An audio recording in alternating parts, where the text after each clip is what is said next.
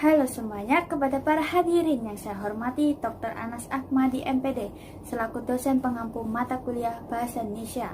Dan kepada para hadirin yang sedang menonton video ini, mari pertama-tama kita panjatkan puji dan syukur kepada Tuhan Yang Maha Esa, sehingga pada hari ini kita masih diberkati dalam keadaan sehat secara jasmani maupun rohani. Pada kesempatan kali ini, saya akan menyampaikan pidato mengenai apakah belajar bahasa Mandarin itu sulit. Jika kita ketahui, bahasa Mandarin merupakan bahasa yang paling banyak digunakan di dunia setelah bahasa Inggris. Banyaknya pengguna bahasa Mandarin membuat bahasa Mandarin itu sendiri menjadi bahasa yang menarik untuk dipelajari. Belajar bahasa Mandarin dapat memberikan banyak keuntungan, mulai dari kemudahan dalam membangun jaringan, memperluas kesempatan kerja, hingga membuka wawasan budaya. Untuk tulisan, bahasa Mandarin menggunakan tulisan karakter Cina atau yang bisa kita sebut sebagai Hanse yang terkenal sangat rumit dan merupakan salah satu bagian tersulit saat belajar bahasa Mandarin. Terdapat banyak karakter Cina yang harus dihafalkan agar kita dapat menulis dengan sangat baik. Di sini saya akan memberikan 3 cara jitu dalam belajar bahasa Mandarin. Pertama-tama, kita harus tahu hal apa yang kita sukai.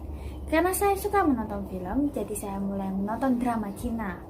Pada awal-awal menonton drama Cina, saya sangat bingung karena saya tidak tahu apa yang mereka katakan. Tetapi, saya mulai membiasakan diri mendengarkan mereka berbicara. Lalu, saya mulai menyukai bahasa Mandarin karena menurut saya bahasa Mandarin itu unik dan sangat menarik untuk dipelajari. Dari menonton drama Cina, saya juga menemukan banyak lagu yang enak didengar. Kemudian saya mendengarkan lagu tersebut dan menyanyikan lagu tersebut setiap harinya. Belajar bahasa Mandarin melalui film membantu saya dalam mempelajari kosakata baru dan pelafalannya. Selain itu, saya belajar berbagai aksen daerah mereka dan mempelajari budaya baru dari Cina. Selain itu, kita pun menjadi lebih enjoy dalam belajar karena kita dapat menonton serial favorit kita sekaligus belajar bahasa Mandarin. Yang kedua, saya belajar bahasa Mandarin dari sosial media. Dan tentunya saat ini kita pasti semua sudah punya sosial media. Di sosial media, saya mengikuti beberapa akun yang mengajarkan bahasa Mandarin. Di sosial media banyak sekali video yang menjelaskan kesalahan tata bahasa dalam membuat suatu kalimat, bagaimana cara membuat kalimat dalam bahasa Mandarin. Yang ketiga, cara menulis Hanse yang tepat. Yang keempat, kita juga bisa tahu kosakata yang sering digunakan oleh penutur asli. Video yang dibagikan juga sangat bagus, didukung dengan audio visual yang sangat menarik. Kita bisa mengaksesnya kapanpun dan dimana saja, sehingga proses belajar menjadi fleksibel dan menyenangkan. Yang ketiga, saya belajar bahasa Mandarin dengan cara mengajarkannya kepada orang lain. Dengan mengajar bahasa Mandarin ke orang lain, saya dapat mempraktikkan ilmu yang sebelumnya telah saya pelajari. Saya juga belajar kosakata baru yang belum pernah saya temui sebelumnya. Yang kedua, saya juga belajar bagaimana cara mengajar dengan baik. Yang ketiga, saya juga belajar kemampuan berbicara dalam bahasa Mandarin dengan cara mengajarkannya kepada orang lain. Dari semuanya itu, saya telah belajar kemampuan mendengar dan pelafalan bahasa Mandarin melalui menonton film.